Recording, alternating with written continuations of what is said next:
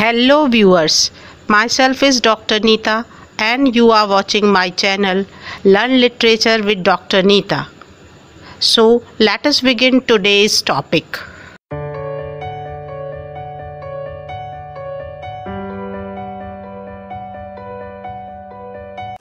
Hello dear students, today we will learn about sources of sublime and this is the second part on the book on the sublime. In the first part I have discussed the general traits regarding the book on the sublime and today we would discuss about the sources of sublime. So let us begin.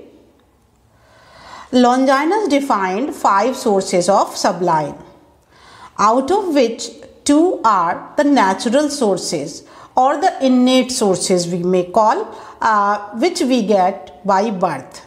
They are the grandeur of thought and the capacity for a strong emotion. They are the natural, they are given to us by God, or they are given to any great writer by God. But something is acquired also. And these acquired sources, they can be acquired, as I discussed in the previous video, by practicing the models or by following the models of the great writers. And these acquired sources are, number 3, appropriate use of figure of speech. Appropriate use of figures means appropriate use of figures of speech, noble diction, and dignified composition. These 3 sources can be acquired by practicing the models of great masters. So one by one we would discuss about each and every source of sublime. So first is the grandeur of thought.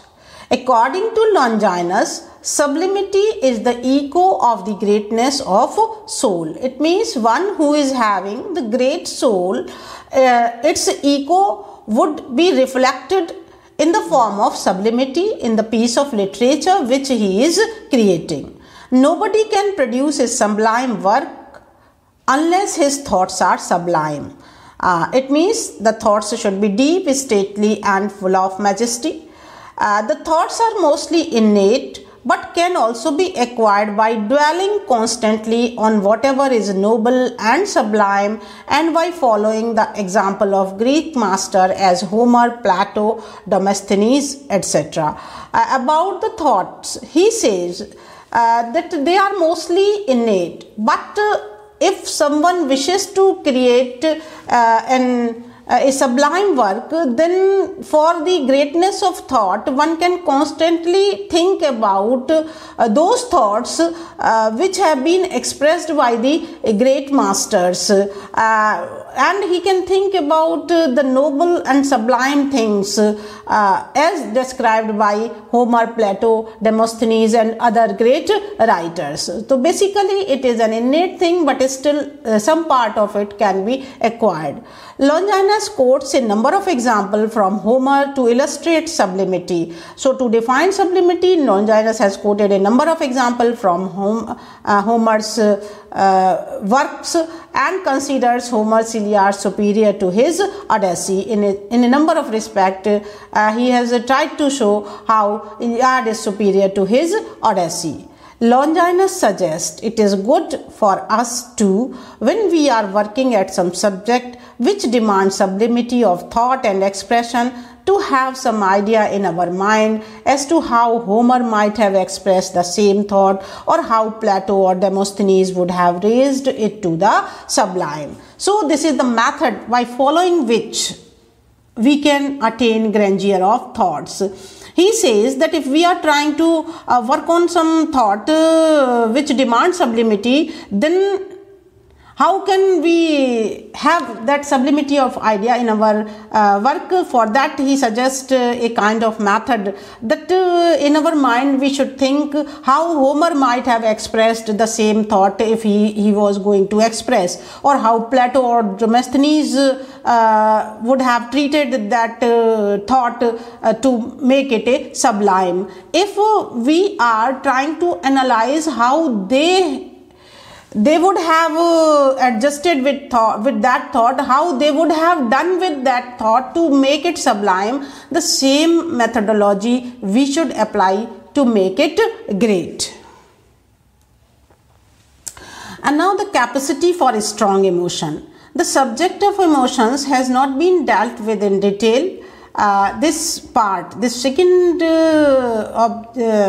source of sublime has not been discussed in much detail in the book, and the author declares his intention of dealing with it in the second treatise, and he says in the second treatise he would define it, but the second treatise is not present with us. Somehow it is missing, or whatever may be the reason, but the second treatise is not with us. That is why we cannot discuss much about this capacity for a strong building, but still whatever is there in this book we would discuss that.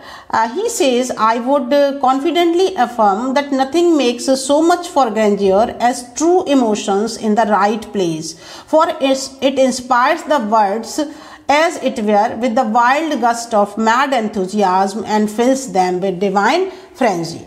So still what he says about it, let us look at it. I would confidently affirm that nothing makes so much for grandeur as true emotions in the right place. So he says, to make a work of sublime nature, to create a work of sublime nature, true emotions in the right place, they are very essential, because these emotions have the capacity to inspire the words, and these words, when they are going to be expressed with a wild gust of mad enthusiasm, and they are having the capability to carry the reader into a state of divine frenzy. So Aristotle has valued emotions for their cathartic effect.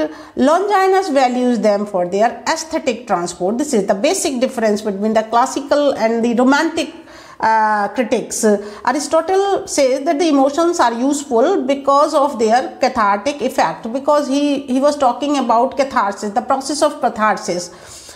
But Longinus says that the emotions and the divine frenzy of those emotions is essential, so that it may lift the reader to the phase of aesthetic transport. In discussion, he seems to challenge Plato's distrust for emotions, as Plato has often rejected that part of emotions, and Longinus stresses it. In this way he seems to challenge Plato. Now the third one, appropriate use of figures. It has been described in detail in the treatise and covers nearly 1/3 of the book.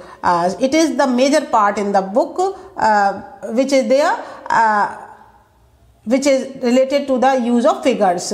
17 chapters have been devoted to the discussion. The chief figures of speech that make for sublimity, according to Longinus, are rhetorical questions. He has discussed every figure of speech in detail: accidenton, anaphora, hyperbole, and periphrasis, and other a number of figures of speech he has defined, and he has, with example, told how they should be appropriately used in a piece of literary work, so that it may become a piece of literature of sublime nature.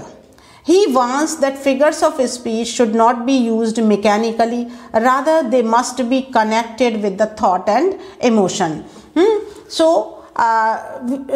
he is giving the warning to the writer that they should not use the figures of speech for the sake of using the figures of speech. Rather, they should be well connected with the thought and emotions, and they should come out naturally, so that it may have a positive effect on the reader.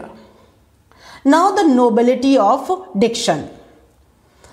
Longinus talks about the proper choice of words, because it has a moving and tempting effect on the reader and leads to the dignity and force in expression. So the words should be chosen very carefully, so that they may give a desired effect on the reader, because it is the power of the word that can move the reader, that can put the reader into that particular mood, or provide them with a kind of pleasure.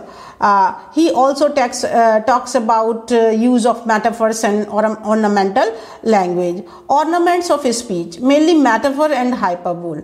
Aristotle limits the use of metaphor into not more than 2 at a time, but Longinus asserts that it can be used as many as the writer thinks it sufficient to convey the passion. So here he is also different from Aristotle.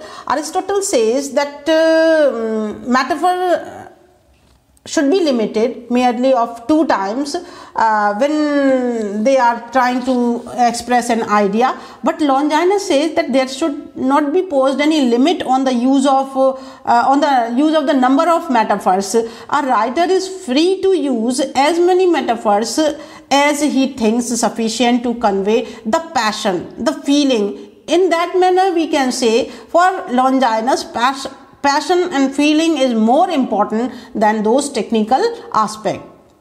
Longinus says that hyperbole should be the natural outcome of emotions and it should appear in disguise. He also says that hyperbole should be used with care and they should appear as natural as possible, and they should appear to be natural outcome of emotions, and they should not be separate or they should not be separate from the text. Rather, they should appear in the text in a hidden form. They are automatically or naturally be explored by the reader. Now the next is the dignity of composition. It is essential for getting proper rhythm in writing. It includes blending of all the 4 sources described previously. So all the 4 sources of Sublime, they are blended together in a very good manner. He is trying to make us understand while defining this 5th source of Sublime, the dignity of composition. The previous sources were the thought, emotion, figure and words. They should be put in such a manner, because this is also the duty of the writer, that even if he is having thoughts, emotions, figures and words appropriately he has selected, but how he is putting them in a beautiful composition, that is also very essential. So we can compare it with any dish of food. If the dish is having so many ingredients and we are having all the ingredients ready to make that dish, but still the proportion of each and every ingredient is very essential to make the dish tasty. Similarly, the thoughts, emotions, figures and words, these are the ingredients to make the piece of literature of sublime nature, but these elements should be in a certain proportion. So in dignity of composition, he is talking about that proportion. He says that the harmonious whole can be maintained or can be prepared when all the previous 4 sources of sublime have been put in a well planned manner. It is the arrangement of words that has a natural power of persuasion and of giving pleasure, and also the marvelous power of exalting the soul and swaying the heart of man. He says that it is the dignity of composition that has a natural power of persuasion and giving pleasure. Only after this good composition, the power of persuasion in the piece of literature can be gained, and it can provide us with a kind of pleasure.